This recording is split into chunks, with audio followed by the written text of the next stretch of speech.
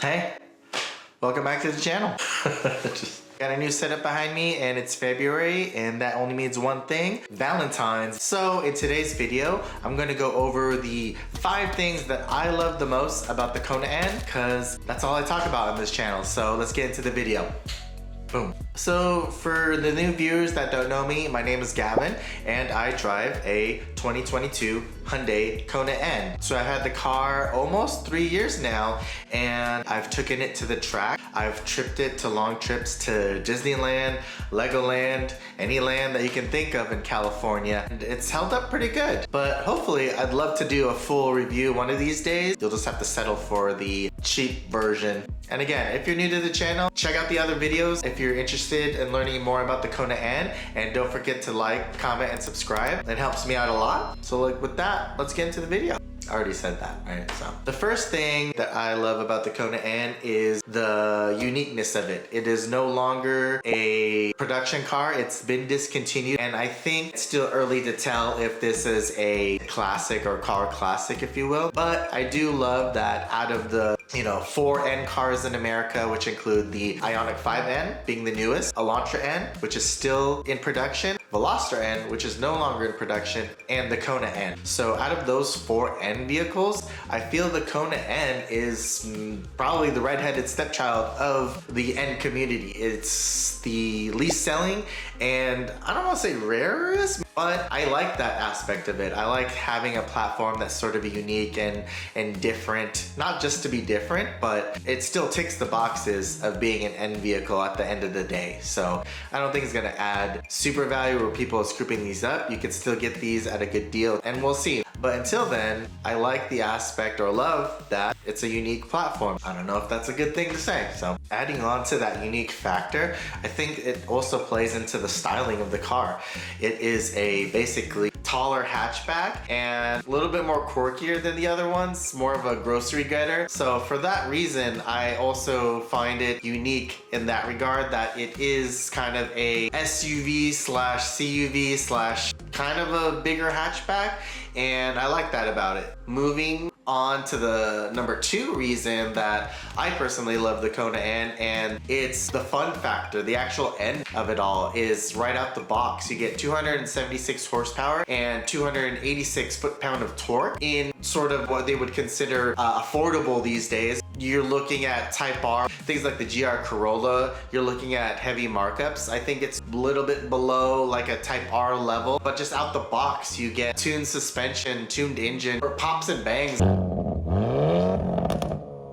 But like I said, right out the box, it just rips. You can take it to the track, just fun on the freeway. Like I said, it's basically a taller hatch, but with an enthusiast mindset right off the rip. So even if you're not big on mods or tuning, it still makes all the right noises and provides, I would say, great amount of fun just right out the box. So that's the number 2 reason that I love the Kona N platform. Moving on, let's get into number 3. I kind of mentioned it, but I also like the practicality of how much car you get. As much as it is fun to just hit N mode, do lots of racer flybys in a tunnel, it does have a lot of practicality. The headspace is great for somebody my size, but the side bolstering and the seat arrangement in the Kona N is, I would say, a little bit more comfortable than the Veloster and Elantra N seats for a little bit more chubbier people like myself. In terms of practicality for kids, I've ran car seats in the back. People hit me up a lot. It's not the greatest amount of room. I would say it's probably better for if you have like 1 kid versus 2 kids. So that's a little bit of a bummer there. But I would say the people in the market that have kids and they're looking for a fun car probably have a second daily. And you have 2 kids that are, I would say, older than 5. I definitely wouldn't recommend.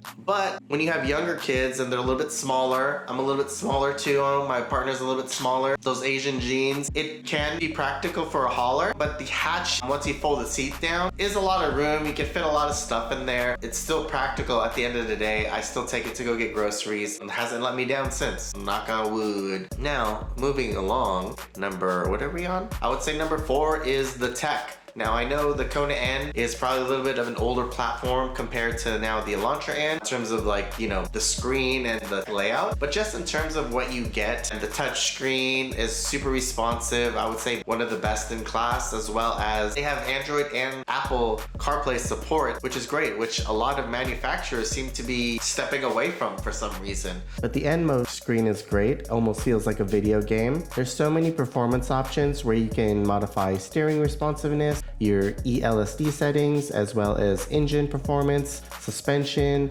You can turn off traction control if you're feeling frisky, as well as how loud or quiet you want your exhaust. The screen also shows things like engine and oil temp, tire pressure, and a slew of other information that you're able to customize to your liking. For the amount of performance, the tech that comes with it is amazing for the price. It might be like whatever to some people, but coming from performance or like fun car that didn't have a lot of the tech features, I appreciate it now that we do have it, and can't believe we never had it in the past. Whew, had to take a breather over here. Don't recommend shooting when you're sick. Are we on the last one now? And finally, number 5. This might not pertain to everybody, but number 5 for me, and what I love about the Kona N, is actually the community itself. Like you guys, everyone who supported the channel, but also to everyone I've met in terms of being an N owner or Hyundai owner. Just an amazing group of people. And I think that's like that with like a lot of car communities, but with Hyundai, everyone within the N crowd coming from multiple platforms, I think they understand or have been a part of car culture in general, and to see everyone be supportive, no egos. Sure, there's probably some drama here or there within the community, but specifically in SoCal with the N Club and the friends I've met along the way, it's been an amazing journey. That also includes everyone that's followed me on Instagram or DM'd me questions about the Kona N, or leaving comments specifically said that because they've watched my videos or seen a few of my posts, that they've considered or even bought the Kona N. That means a lot. It's pretty humbling to have content that helps informs and dictates somebody's financial decision. It's crazy, so I appreciate you guys. And I love the support, trying my best to output these videos, but because of the continued community support, it's made things just a little bit easier, so thank you again.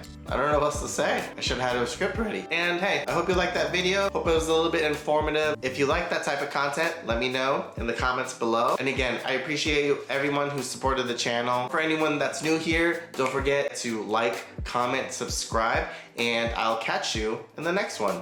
Peace.